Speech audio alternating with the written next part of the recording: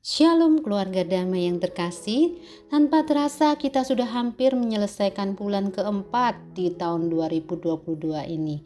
Sebelum merenungkan sebagian dari firman Tuhan, mari kita menundukkan kepala berdoa.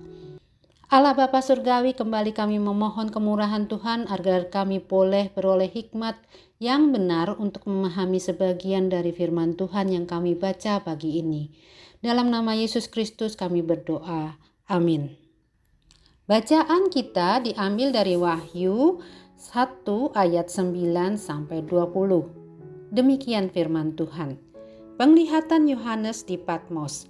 Aku Yohanes, saudara dan sekutumu dalam kesusahan, dalam kerajaan, dan dalam ketekunan menantikan Yesus berada di pulau yang bernama Patmos oleh karena firman Allah dan kesaksian yang diberikan oleh Yesus. Pada hari Tuhan aku dikuasai oleh Roh dan aku mendengar dari belakangku suatu suara yang nyaring seperti bunyi sangkakala, katanya, "Apa yang engkau lihat tuliskanlah di dalam sebuah kitab dan kirimkanlah kepada ketujuh jemaat ini, ke Efesus, ke Smyrna, ke Pergamus, ke Tiatira, ke Sardis, ke Philadelphia dan ke Laodikia." Lalu aku berpaling untuk melihat suara yang berbicara kepadaku, dan setelah aku berpaling, tampaklah kepadaku 7 kaki dian dari emas, dan di tengah-tengah kaki dian itu ada seorang serupa anak manusia berpakaian jubah yang panjangnya sampai di kaki dan dadanya berlilitkan ikat pinggang dari emas. Kepala dan rambutnya putih bagaikan bulu yang putih metah, dan matanya bagaikan nyala api, dan kakinya mengkilap bagaikan tembaga membara di dalam perapian. Suaranya bagaikan desau air bah, dan di tangan kanannya ia memegang 7 bintang, dan dari mulutnya keluar sebilah pedang tajam bermata 2, dan wajahnya bersinar-sinar bagaikan matahari yang terik. Ketika aku melihat dia, tersungkurlah aku di depan kakinya, sama seperti orang yang mati. Tetapi ia meletakkan tangan kanannya di atasku lalu berkata, "Jangan takut, aku adalah yang awal dan yang akhir, dan yang hidup. Aku telah mati, namun lihatlah aku hidup sampai selama-lamanya, dan aku memegang segala kunci maut dan kerajaan maut. Karena itu tuliskanlah apa yang telah kau lihat, baik yang terjadi sekarang maupun yang akan terjadi sesudah ini. Dan rahasia ketujuh bintang yang telah kau lihat pada tangan kananku dan ketujuh kaki dian emas itu. Ketujuh bintang itu ialah malaikat ketujuh jemaat, dan ketujuh kaki dian itu ialah ketujuh jemaat." Pada permulaan perikop ini, Yohanes menyebut dirinya sebagai saudara dan sekutu dalam kesusahan, dalam kerajaan, dan dalam ketekunan menantikan Kristus. Hal ini menunjukkan bahwa di saat itu terjadi penderitaan atau penganiayaan yang dialami oleh jemaat penerima suratnya pada masa pemerintahan Kaisar Domitianus sekitar tahun 60 sampai 90 Masehi. Sekalipun Yohanes juga mengalami hal yang sama, yaitu berada dalam pembuangan di Pulau Patmos, Yohanes berusaha memberikan penghiburan dan pengharapan untuk umat Tuhan yang menderita. Seperti kita ketahui, Yohanes dan Yakobus adalah anak-anak dari Zebedius, satu-satunya murid Yesus yang masih hidup saat itu. Yakobus, saudaranya, sudah terlebih dahulu menjadi martir.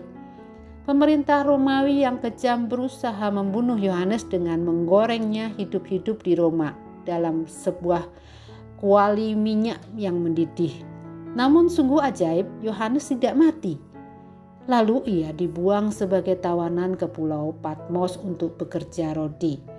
Dalam penderitaannya, Yohanes mengingat bahwa gereja-gereja di bawah asuhannya juga sedang menderita. Maka Tuhan memberikan wahyu kepada Yohanes dalam bahasa yang apokaliptis, yaitu penggunaan simbol-simbol di dalam wahyu. Namun, jemaat pada saat itu mengerti akan semua simbol-simbol yang ditulisnya dalam kitab itu. Yohanes kita kenal sebagai murid yang dikasihi. Dalam beberapa kitab Injil kita bisa melihat bahwa dia bisa duduk dengan santai dan akrab bersandar dekat Yesus. Tetapi beda dengan penglihatannya di Wahyu ini, dia tersungkur seperti orang mati di depan kaki Yesus. Yesus yang dulu dikenalnya sudah bangkit dan naik ke surga dalam kemuliaannya, sungguh membuatnya gemetar ketika hadir kembali di hadapan Yohanes, berdiri di tengah-tengah 7 kaki dian emas. Keilahian dan kemuliaan keagungan Yesus digambarkan dengan wajahnya bersinar terang seperti matahari yang terik dan memegang ke-7 bintang di tangannya. Tetapi Tuhan Yesus meletakkan tangan di atas Yohanes dan menguatkannya. Jangan takut. Yesus memberikan jaminan bahwa dialah Alfa dan Omega, permulaan dari segala sesuatu sampai kekekalan. Ia adalah Allah yang hadir dan selalu menyertai umatnya. Penafsir menjelaskan itulah mengapa Yesus berada di tengah-tengah ke-7 kaki dian. Kaki dian ini ditafsirkan ada 7 karena itu adalah 7 jemaat saat itu yang diberikan surat ini. Kemudian Tuhan Yesus di ayat 18 berkata, "Dan yang hidup, aku telah mati, namun lihatlah, aku hidup sampai selama-lamanya, dan aku memegang segala kunci maut dan kerajaan maut." Jaminan bahwa Kristus hidup merupakan kekuatan dan pengharapan bagi kita. Dalam realitas kehidupan yang kita alami, bukan hanya karena Kristus mengerti masalah, kesulitan dan penderitaan apa yang kita alami, tetapi juga karena Kristus telah mengalahkan maut. Yesus sudah menang dan bangkit untuk selama-lamanya. Seperti jemaat pada zaman penulisan Wahyu, kita juga tidak imun terhadap semua masalah kehidupan. Beban ekonomi, masalah keluarga, masalah dalam pekerjaan, studi, masalah dalam kesehatan, pergumulan dalam pelayanan, pasangan hidup, bahkan mungkin juga kita mengalami penganiayaan, baik itu secara verbal maupun fisik, di lingkungan orang non-Kristen, atau di medsos, atau bahkan dihambat dalam karir karena iman kita. Itulah sebabnya Yesus menegaskan bahwa Dia sudah menang. Maut sudah dikalahkan. Jadi ada pengharapan yang kokoh bahwa kuasa Yesus kekal, penyertaannya juga kekal, dan kebangkitan Yesus memberikan kepastian bahwa Dia juga hadir saat ini bersama kita. Apakah saat ini saudara gelisah dan gentar? Apakah saat ini saudara merasa kecewa dan merana?